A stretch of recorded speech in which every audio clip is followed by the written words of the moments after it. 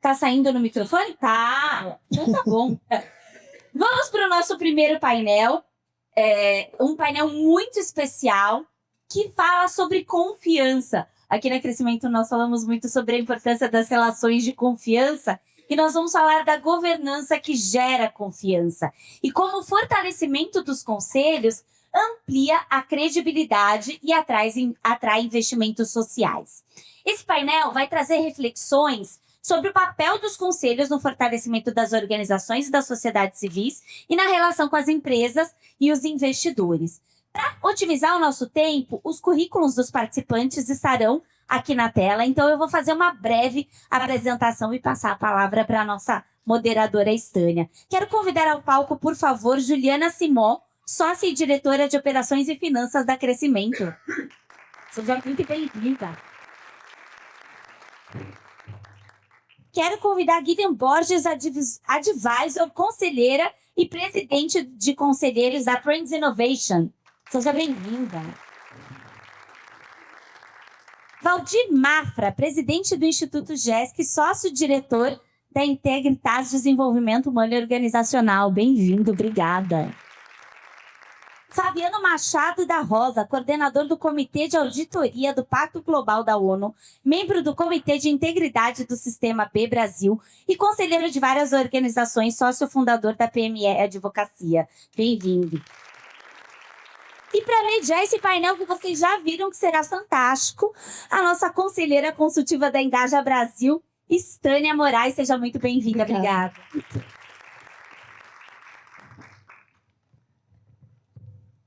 Bom dia a todos. Primeiro eu queria agradecer que eu estou vendo um monte de gente amiga aqui, né? Betina, Cris, tudo bem? O pessoal da Locomotiva, também aí o pessoal do Capacita-me, da minha amiga Rachel. Vai ser muito bacana hoje aqui estar com todos vocês aí. Bom, como já foi, né, falado na abertura, o que a gente vai falar aqui é sobre a governança em conselhos das ONGs, né, das OSCs, onde a gente está atuando aqui fortemente, né. Agora, eu queria fazer a primeira pergunta para o Fabiano e para o Valdir. Na prática, o que vocês acham que muda na organização quando tem um conselho atuante, estruturado e engajado? E como o conselheiro deve atuar para assumir esse papel no terceiro setor? Bom dia a todos e a todas. De fato, há muito tempo que a gente está esperando um espaço como esse, né? Uma oportunidade como essa, ou seja, falar dos conselhos de administração nas organizações da sociedade civil. Então, muito bom estar aqui, muito obrigado pelo convite. E respondendo a pergunta, a gente não tem muito tempo, eu gostaria de ficar aqui o dia inteiro falando a respeito. Já atua há bastante tempo nas organizações. E era importante lembrar, em primeiro lugar, qual que é o papel dos conselhos de administração e da governança como um todo nas organizações da sociedade civil. Então, eu digo assim, que para resumir isso, né, de uma forma bem simples, a gente podia dizer que o papel dos conselhos de administração, repito, da governança como um todo, mas dos conselhos nas organizações da sociedade civil, é transformar a missão organizacional em desempenho da gestão. Né? Então, repito, transformar a missão organizacional em desempenho da gestão. Então, quando a gente fala de avaliar um conselho, de vez em quando a gente faz esse trabalho de avaliação dos conselhos, eu não costumo ir na sala do conselho para fazer essa avaliação.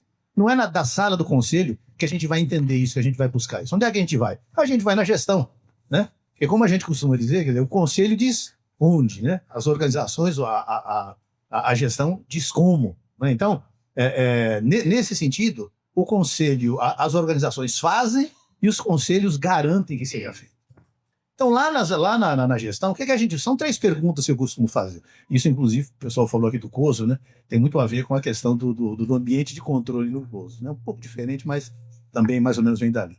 A gente pergunta lá na gestão, a gente faz 3 perguntas. Fundamentalmente, se a gestão sabe o que a gestão tem que fazer, né? Então, o que eles têm que fazer, quais são as suas atribuições, quais são as suas responsabilidades em relação à missão organizacional. Essa é a primeira pergunta. A segunda pergunta, se elas sabem como fazê-lo, né? Então, saber o que fazer é uma coisa, agora saber como fazer é outra. Há um abismo entre as duas coisas. Então, se eles detêm os instrumentos, se eles detêm os recursos, né, se eles detêm o principal recurso das organizações, que é o conhecimento, né, quer dizer, se a organização é uma organização que aprende, né, como diria Peter Senge, né, lá em A Quinta Disciplina. Então, primeira pergunta, se ela sabe o que fazer. Segunda, se elas sabem como fazer. Terceira pergunta, e não menos importante, se elas querem fazer, se a organização quer fazer, se a gestão quer fazer. Né? Porque uma coisa é você fazer porque você é obrigado, uma coisa é você fazer porque você vai ser penalizado por alguma razão. Vamos lembrar que as nossas organizações, a sociedade civil, elas são extremamente reguladas, né? Há muito regulamento. Então, é importante que elas tenham as suas políticas e tudo mais. Então, ao fazer isso, ao analisar isso, fundamentalmente, né? E se a gente responder essas 3 perguntas de forma positiva, então a gente vê que o conselho está cumprindo o seu papel. Né? É um conselho que gera valor. Né? Obviamente que lá na sala do conselho tem perguntas também que a gente faz, né? Ou seja, como é que é a dinâmica das reuniões, se todas as pessoas falam, se todos os conselheiros e conselheiras têm poder de influência, isso inclusive nas empresas. Né? Mas eu entendo que, fundamentalmente, para saber qual é o valor do conselho, a gente tem que ir lá na gestão, né? Porque o conselho é a gestão que faz. Né? O conselho deve, fundamentalmente, garantir que se faça. Né? E a importância é absolutamente imensa, né? Visto que eles apontam o onde e a organização vai dizer o como. Né? Obrigada, Valdir. E aí, Fabiano? Bom dia, uma honra muito grande estar aqui. Muito obrigado. Quero fazer a minha audiodescrição. Sou homem negro, usando uma calça azul marinho, uma camisa clara, um sapato preto, uso óculos, sou careca, tenho barba. Eu começo de trás para frente. A importância do conselheiro, da conselheira, ela é absolutamente central, vital, fundamental para transparência, para melhoria de gestão, governança, etc. Então, já respondi. Mas eu quero contextualizar melhor a minha resposta. Eu sou advogado, meu crachá aqui é de advogado. E comecei a advogar 20 anos atrás e os meus primeiros clientes foram organizações do terceiro setor. Um deles chamado CUFA, Central Única de Favelas. Quando era uma ONG embaixo de um viaduto em Madureira, no Rio de Janeiro. Eu sou do Rio Grande do Sul, mas a minha advocacia floresceu no Rio de Janeiro. E eu me lembro de quando eu fui fazer a primeira revisão do Estatuto da CUFA, e do Nós do Morro, e do Observatório de Favelas, AfroReg, todo um conjunto de organizações que estava nascendo, e estava vivendo naquele momento, isso em 2006, 2005, algo que os senhores e as senhoras devem viver hoje, que é uma transição entre o nascimento de uma organização baseada no espontaneísmo da vontade, naquela inconformidade com alguma realidade da sociedade, com aquele desejo de impactar socialmente a partir de algum vetor, e a necessidade de se ter um mínimo de governança, que naquele momento o mínimo de governança era ter um estatuto social realmente aprovado, realmente registrado no cartório. O mínimo de governança era começar a ter uma contabilidade. Eu estou falando de 20 anos atrás. Talvez algumas instituições que estão aqui já tenham governança há mais tempo, mas essa não é a realidade desse ecossistema no Brasil. Passa 20 anos e eu quero contar 3 experiências rápidas que eu vivo hoje. A primeira é ser conselheiro de uma organização do terceiro setor, que é a Associação pela Promoção da Equidade Racial no Ambiente Corporativo, hoje com 82 companhias, entre elas Vale, Bradesco, Carrefour, Vivo, grandes empresas. Então, ser conselheiro dessa organização, tendo colegas de conselho como Ricardo Henriques, da Fundação Itaú, enfim. Então, analisando, trabalhando, resguardando vocação, tentando compreender de fato o mapa do caminho dessa organização, como ela vai impactar, como ela vai melhorar os seus estándares de governança. Segunda historinha que eu vivo hoje é ser ser o coordenador do Comitê de Auditoria do Pacto Global da ONU no Brasil, trabalhando com a Rachel Mai, que é a presidente do nosso conselho, e ali trabalhando num ambiente em que o Pacto Global é uma associação civil sem fins lucrativos, mas que dialoga permanentemente com as maiores empresas do Brasil, por conseguinte, com necessidades de governança e de transparência e de accountability e etc. muito alta. Nesse exato momento, o Conselho do Pacto está reunido para discutir, por exemplo, a possibilidade da troca da nossa da nossa auditoria externa, uma boa prática que se troca a cada X anos. Então, viver esta realidade aqui. E a terceira realidade é ser do Conselho Curador de uma fundação no Rio Grande do Sul, fundação essa que tem como objetivo, depois de receber um endowment muito grande, atuar na profissionalização das organizações do terceiro setor. Então, eu quero ir de trás para frente para dizer, hoje vivo como conselheiro, no Pacto Global acompanho esse ecossistema e na Fundação Gerações, tem um endowment muito grande, por exemplo, do Gerdau, nós acompanhamos essa trajetória, essa jornada de melhoria da governança das entidades. Onde eu quero chegar? Nós estamos numa transição cada vez maior, transição de um sistema no Brasil em que cada vez mais nós temos oportunidades, quer através de recurso público, através de recurso privado, de colocar projetos de pé, com continuidade, com sustentabilidade, com propósito, com impacto de longo prazo, com visões, com benchmarking que a gente traz no mundo corporativo, com relação à resiliência, protocolo de crise, transparência, contabilidade, enfim. Me parece que esse step de ter conselhos de administração nessas entidades é um step absolutamente fundamental, porque traz 3 elementos. Melhoria de governança, traz a experiência de pessoas e com essa experiência também a chancela de credibilidade e permite que a gente tenha uma reflexão um pouco mais madura de que caminho queremos seguir como organizações, tendo uma coisa muito clara, na minha opinião, nos dias de hoje. Não importa qual é o fundamento e a vocação da sua entidade, sem sustentabilidade, sem gestão, sem uma visão financeira muito acurada, ela vai acabar em algum momento. Do outro lado, ela vai florescer e vai ter perenidade. Eu acho que esse é o momento que a gente está vivendo no Brasil e eu festejo muito esse momento nos dias de hoje. Eu super concordo com você, Fabiana. A gente estava conversando, né, para se preparar aqui para o debate. E eu diria que, assim, como conselheira também, que atuo como conselheira em outras organizações, outras empresas, além, né, do terceiro setor, a única diferença que eu poderia dizer é o seguinte, que quando a gente entra para ser conselheira de uma empresa, de uma organização como essa, né, como a Engaja Brasil, hoje eu também atuo na Locomotiva, é o propósito, né? A gente tem que fazer com que esse propósito toque você realmente no coração e, assim, o discurso da Cris, que é extremamente emocionado, a gente percebe o quanto que isso faz a diferença para que a gente consiga engajar os próprios conselheiros dentro da organização. E a governança é fundamental, né? Governança desde a contabilidade básica e de todos os outros ecossistemas que a gente precisa para garantir. Porque eu queria até comentar com vocês a minha experiência com o Engaja Brasil, porque que eu me engajei com o Engaja Brasil. Eu estava num curso lá na KPMG de governança, né? E a Cris foi apresentada. E na época eu estava atuando ainda como CFO de uma organização americana, de uma empresa americana aqui no Brasil. E eu tive a missão de encontrar uma organização onde a empresa pudesse investir mais ou menos 10 milhões de dólares aqui na região com a transformação digital em favelas.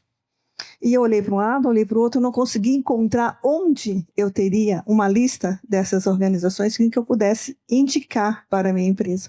E, infelizmente, a gente não conseguiu investir. Por quê? Por conta exatamente da falta de governança nesse setor. A gente não tem essa listagem, a gente não tem essa capacidade de provar que as organizações têm a governança. E o Engaja está trazendo exatamente isso. Então, assim, eu, na hora, me apaixonei pelo projeto.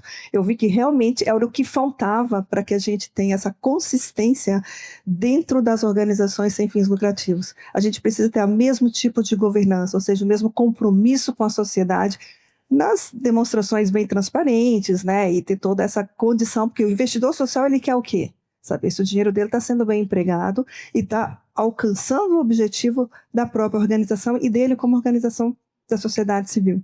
Muito bacana, é isso mesmo. Bom, vamos lá para a nossa segunda perguntinha aqui, para nossas convidadas Juliana e Jusimó. Na visão de vocês, a governança já é um diferencial claro para as empresas investidoras e financiadoras? Como isso impacta a decisão da parceria com as OSCs? Bom dia a todos e todas. Eu diria que é um critério decisivo hoje, né, a questão da governança madura. Como ela acabou de colocar, o investidor, ele quer ter mais segurança de como os recursos dele serão administrados. Que a organização que ele escolheu investir, ela vai atuar de forma séria, com clareza, com responsabilidade, com total transparência. E quando a gente fala de uma governança madura, robusta, ela mitiga risco, ela traz segurança para esse investidor. E é isso que ele está buscando, né? Um investidor ou uma investidora.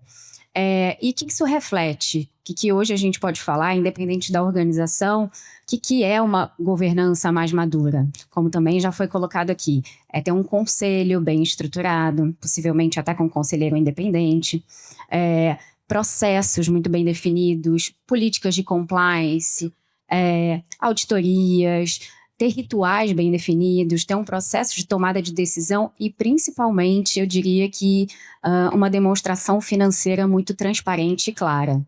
Porque é isso que qualquer investidor ou investidora precisa ter segurança antes de colocar o seu dinheiro.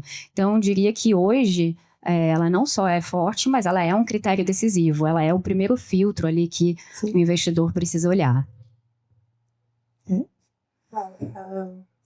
Alô?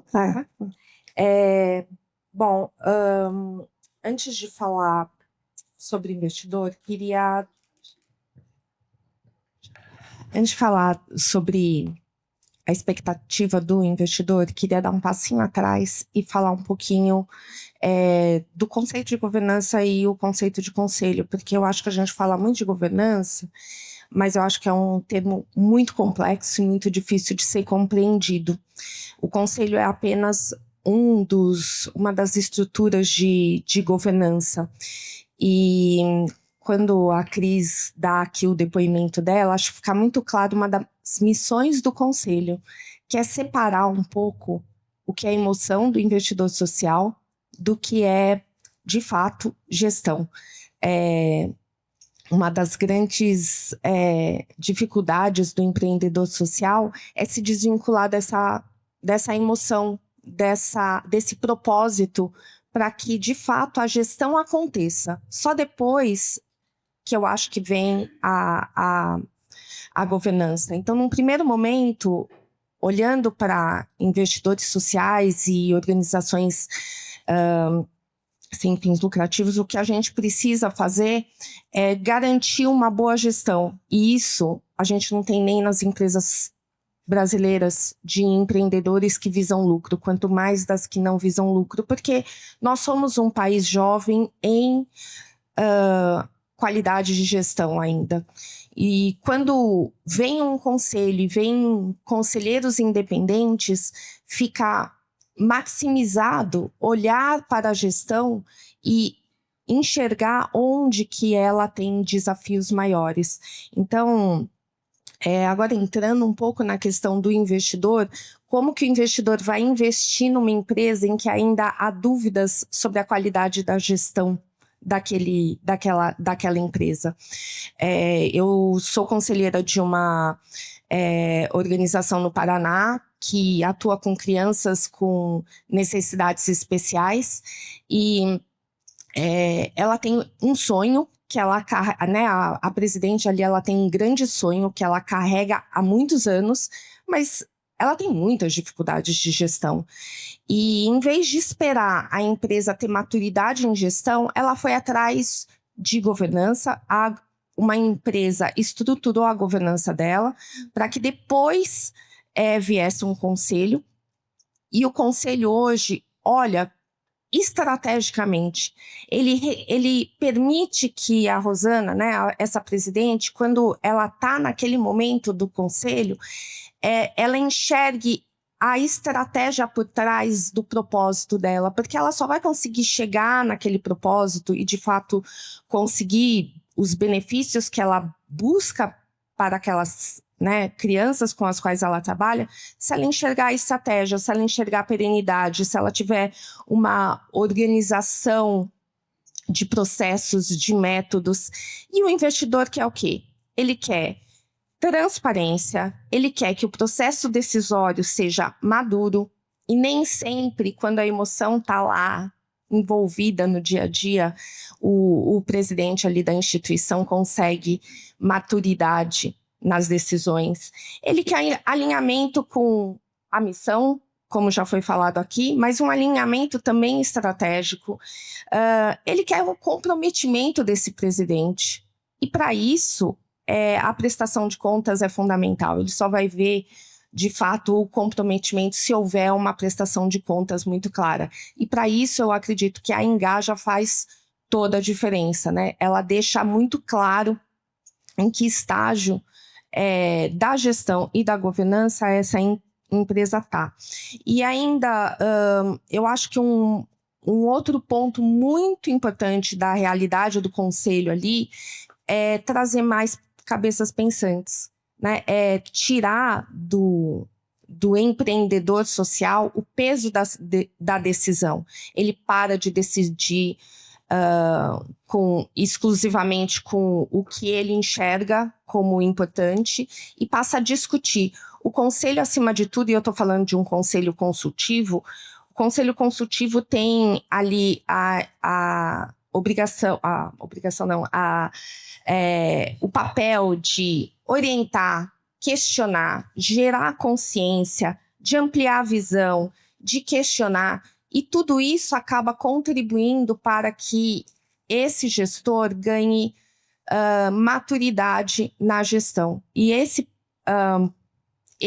ponto é o que vai dar continuidade, perenidade para a empresa sem fins lucrativos. Não, e é importante a gente perceber que, graças a Deus, temos bastante aqui, né, que estão preocupadas com isso, e nós temos até um jargão lá no Locomotiva, né, tem que ser meio paranoico, né, com essa questão de governança. A gente não pode, porque estamos um conselho de uma empresa que não tem fins lucrativos, não significa que a gente não tenha que ter governança, muito pelo contrário, né, como o exemplo que eu dei aqui.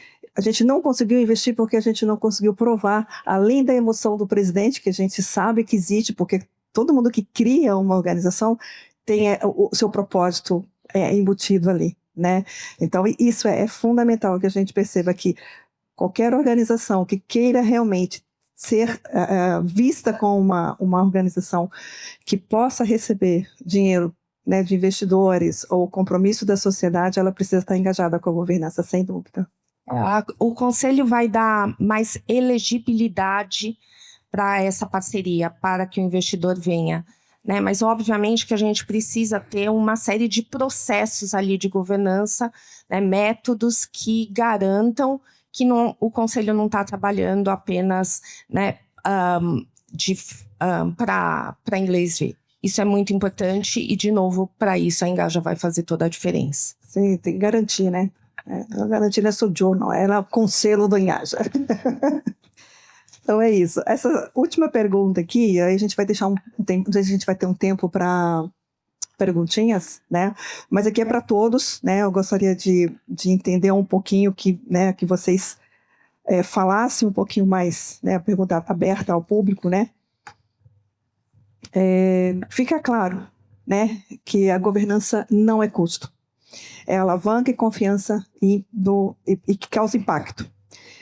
Eu queria um pouquinho, né, que cada um de vocês falasse, no finalzinho aqui, qual que é a mensagem final de vocês, e a gente deixa aí Será que a gente tem tempo, Gaia, para fazer perguntas? Vamos ver, então vamos lá. Pode começar aí. Bom, se eu pudesse deixar aqui uma mensagem para você, já estou há bastante tempo nas organizações, né? Já estou me tornando até repetitivo, só para dizer o quanto que o papel dessas organizações, né, na mudança de um país desigual, de um país que exclui as pessoas, que exclui as comunidades, né, para um país mais inclusivo, para um país mais democrático. Então, as organizações, elas são de extrema importância nesse processo, né? E o companheiro acabou de dizer aqui, né, que não adianta você ter uma boa missão, você ter um trabalho bem feito lá na ponta e você não ter gestão. Então, gente, a gestão é de extrema importância. Se a gente não tiver essa gestão, né, a organização certamente ela vai ter dificuldades e ela provavelmente vai morrer. E vão morrer sonhos, né? Vamos lembrar, as organizações, elas não produzem celular, elas não produzem veículos, elas trabalham com sonhos de uma sociedade mais justa, mais humana, mais solidária, né? Então, é de extrema importância esse papel que a gente está fazendo aqui, a gente lá no Instituto GESC, né, que fortalece esse trabalho com as organizações. Então, gente, vamos acreditar nisso, né? Quer dizer, fazer esse nosso trabalho e apoiar as organizações. E apoiando as organizações, a gente está apoiando um Brasil mais justo, mais solidário, mais humano, mais inclusivo. Acho que eu deixaria 3 mensagens. A primeira, tem muito fonte de recurso à disposição. Dinheiro público, dinheiro privado e dinheiro internacional. E tem poucas entidades que entenderam que tem que levantar a régua da governança, da entrega, para que de fato possam acessar esse recurso. Segundo observação, dinheiro público tem um ônus gravíssimo, que é todo o sistema de controle envolvido no dinheiro público. Ministério Público, controladorias públicas, tribunais de contas, etc.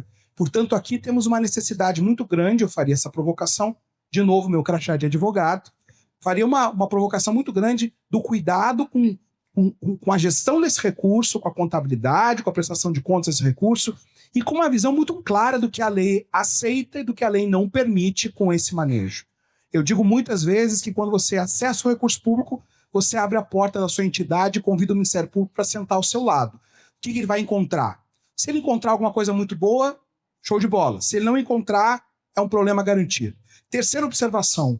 O nosso ecossistema no Brasil, me parece, não sei se os senhores e as senhoras concordarão comigo, mas ele me parece que nasce muito numa lógica caritativa cristã. Por quê? São aquelas santas casas, são aquelas associações, são aqueles orfanatos. Vou contar uma história muito rápida. Há 5 anos atrás, eu achei numa associação católica que eu atendia como advogado, quase 4 milhões de reais em ações de uma extinta companhia guardada uma extinta companhia pública que foi privatizada, guardada numa gaveta. Mesmo. E elas ainda valiam. Felizmente, elas ainda valiam. Então, a gente vem dessa realidade, obviamente não vocês, né? Mas essa realidade permeia um pouco o setor. Então, muitas vezes se olha como se propósito, vocação, desejo de impacto social, desejo democrático, desejo de levar a inclusão digital para as favelas fosse algo que só se sustentasse a partir da vontade, a partir da boa intenção, a partir de uma visão solidária, progressista, cristã, caritativa, seja qual for o adjetivo que você queira usar, e que isso, de certa maneira, se tornasse uma antítese à governança, prestação de contas, transparência, correção no manejo do recurso. Sobretudo num país em que, infelizmente, paira sobre todos nós brasileiros uma peixe de que aqui nós não somos sérios no manejo do recurso. Eu sou professor na FGV no curso de formação de conselheiros de administração de empresas de controle familiar. Recentemente eu vivi a mesma experiência que você. Uma empresa familiar gigante do sul do país tinha um valor para investir na casa de 25 milhões de reais em projetos de inclusão digital e não achou ainda alguém que tivesse dentro dos estándares dela. Eu acho que ela está errada, acho que hoje já tem muita gente capacitada para isso. Não achou, não alocou. Ponto. É da vontade dela. Eu acho que esse é o terceiro ponto. Essa visão, propósito, não é antítese de governança. Propósito, visão, impacto, humanidade, solidariedade na ponta. Mas no meio, no processo, os mais elevados processos de gestão que você conseguir impactar com recurso interno, com recurso externo, com pessoas contratadas, com projetos absolutamente fantásticos como o do Engaja, porque isso é que vai fazer com que você consiga fruir num outro ambiente de maturidade. E último ponto, desculpa, com a evolução e a maturidade, muitas entidades vão cair, muitas entidades vão desaparecer, porque não vão conseguir acessar os bons recursos, os bons projetos. Quando uma empresa aloca recursos, eu atendo no meu escritório só empresas, ela quer retorno. E o retorno não é lucrativo, porque nós estamos trabalhando num ecossistema de impacto social. Mas esse retorno é reputacional, é imagético, é um retorno dá com um pouco de ter a capacidade de aumento de mercado para essa empresa. O que a empresa quer de você como contrapartida? Enfim, são desafios, e desafios que estão postos, e desafios que, quando eu olho, eu vejo que o mercado está cada vez mais pujante e com oportunidades para entidades que encontraram esse equilíbrio entre propósito, valor, essência, ética real e estratégias de gestão. Para mim, o que fica... A gente falou aqui bastante sobre selo, né? Algumas premiações, inclusive. Então, para mim, a governança é um selo de segurança. E não adianta ter uma governança forte, madura, se a gente não tiver esse propósito aí pulsando. Uma coisa não vive sem a outra. E aí já foi o tempo, né, que para a gente conseguir investimento, captar novos recursos e parcerias, a gente não precisava mostrar os indicadores estratégicos. Então a gente precisa, sim, ter esse equilíbrio e mostrar o resultado do que a gente está fazendo. Porque quanto mais uma governança forte, ela demonstra uma maturidade da organização. E isso, de alguma maneira, atrai novos recursos, novos investidores, que é o que a gente quer, né? Uma organização mais forte para mudar e ajudar a transformar aí nosso mundo. Então, acho que é isso. Governança é um selo de segurança, mas ela não caminha sozinha. O propósito é imprescindível para a gente fazer essa transformação. Bom, às vezes a gente esquece que no ESG tem o G, né? O empreendedor fica tão tomado ali pelo E e pelo S e se esquece que o G é governança. Governança, portanto, não é luxo. É o que vai de verdade permitir que a empresa cresça e que a empresa permaneça por bastante tempo. Eu acho que o impacto ele acontece também na perenidade da empresa. Então, a gente precisa ter muita certeza que conselho e governança, ou seja, processos, transparência, métodos, prestação de contas, não são formalidades, né? São, de fato, acontecimentos que vão fazer com que a empresa mude de patamar e mude de maturidade de gestão.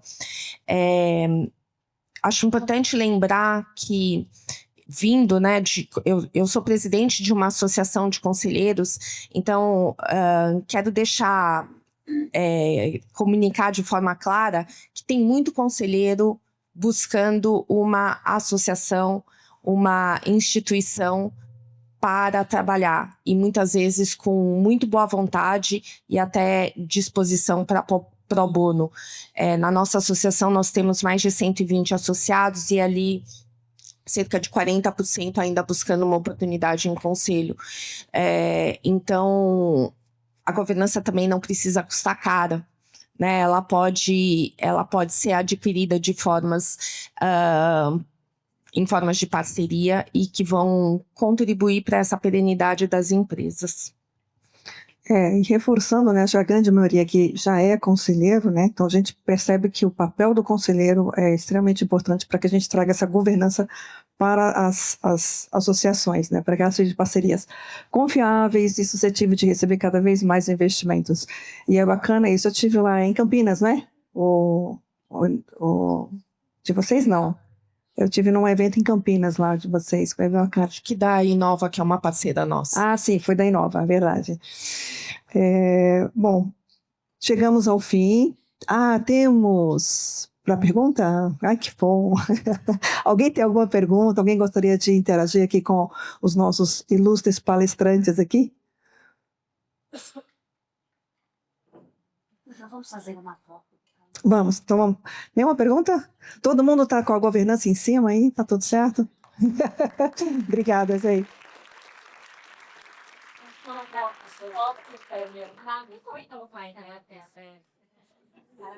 Vamos